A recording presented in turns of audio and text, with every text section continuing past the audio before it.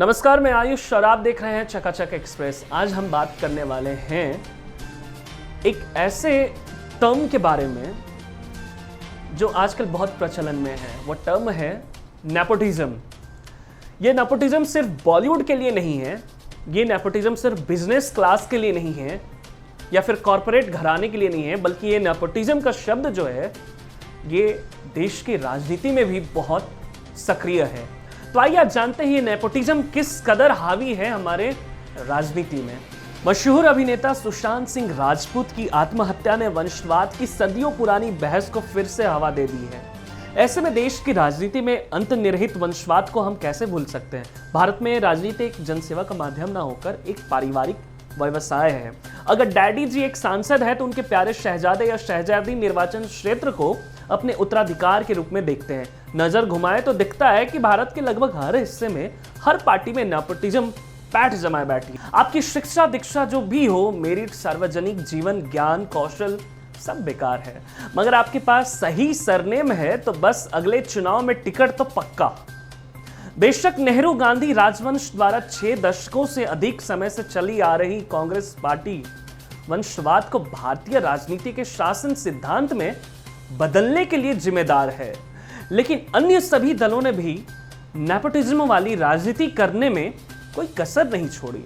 मसलन महाराष्ट्र में बाल ठाकरे परिवार और शरद पवार परिवार, बिहार में लालू यादव परिवार, तो जम्मू कश्मीर में शेख अब्दुल्ला परिवार, मध्य प्रदेश में माधवराव सिंधिया परिवार, तो उत्तर प्रदेश में मुलायम सिंह यादव का परिवार, पंजाब में प्रकाश सिंह बादल का परिवार, तो हरियाणा में चौटाला और भजन लाल का परिवार, हिमाचल में वीरभद्र सिंह का परिवार, दिल्ली में शीला दीक्षित आदि कई परिवार ने इसके फलने फूलने की जिम्मेवारी उठाई है।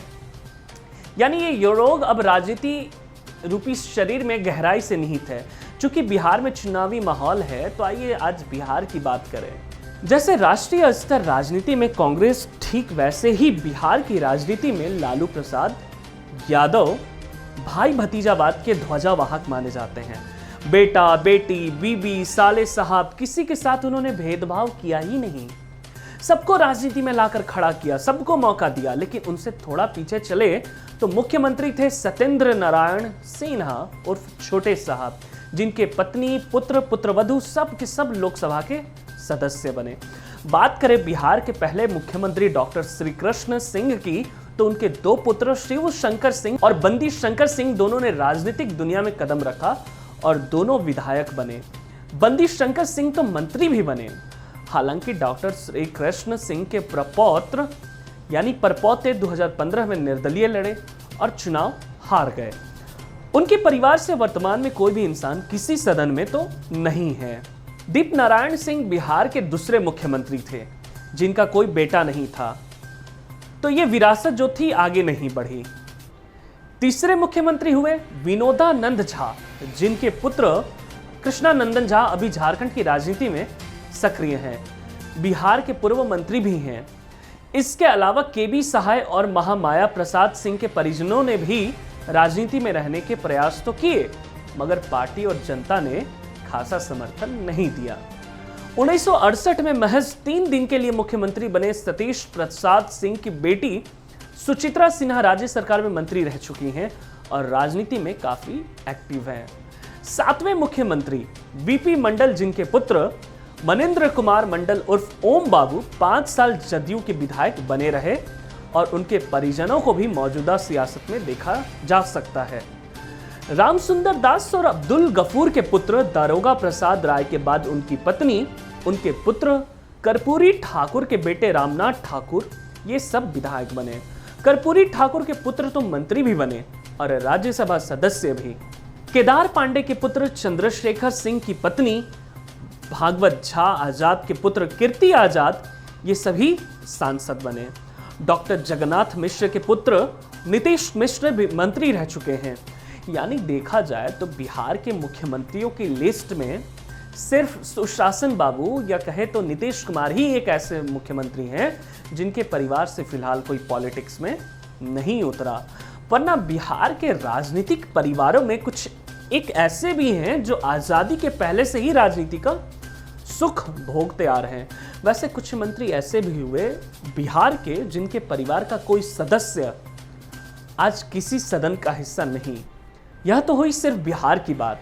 पूरे भारत को देख ले तो लगता है कि ऐसे ही वंश के आधार पर लोग शासन करते रहे तो देश वापस पीछे राजतंत्र के दौर में चला जाएगा। वैसे अगर नेपोटिज्म के इन नायकों को कटघरे में खड़ा किया जाता है तो ये काफी मासूम बनकर कहते हैं कि उन्हें जनता ने योग्यता के आधार पर चुना है।